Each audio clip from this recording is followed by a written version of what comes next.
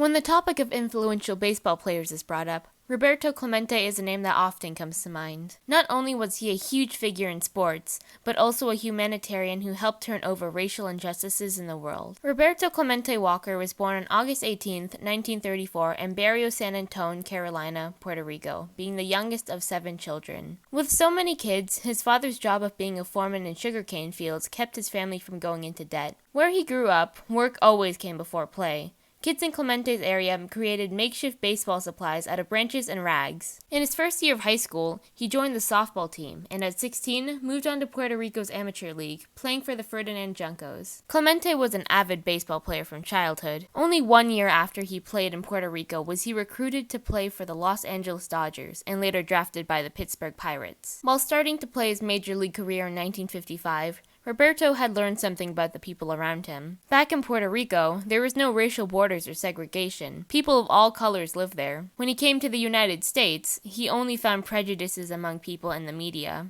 Being Hispanic and having black roots, he felt as though he was a double minority, often being quoted in broken English. Even with all the inequality around him, he managed to become one of the best baseball players of all time, with 3,000 hits and 240 home runs. By being such an influential player, he was a large inspiration to other black and Hispanic kids, giving them hope that they can succeed too. Along with sports, Clemente was a very important humanitarian. He always strived to give better accessibility to Latino Americans, with baseball and more. He also often provided financial aid to those in Puerto Rico, the Dominican Republic, and other Latin countries. Roberto Clemente spent his life not only being one of the best baseball players in history, but helping out others who deserved just as much. After hearing about a large earthquake in Nicaragua on December 23rd, he worked tirelessly through the Christmas holiday to gather supplies to help aid them. Shortly after taking off, the plane crashed near the coast of San Juan, Puerto Rico. It was later found out that the flights were being rejected due to Cuban spies, and Roberto knew that he would be the only one allowed, so he felt obligated to help. Clemente had died a hero on New Year's Eve, and people spent 3 days mourning. For being the MLB's most beloved humanitarian, the Roberto Clemente Award is given to the player who shows the most sportsmanship,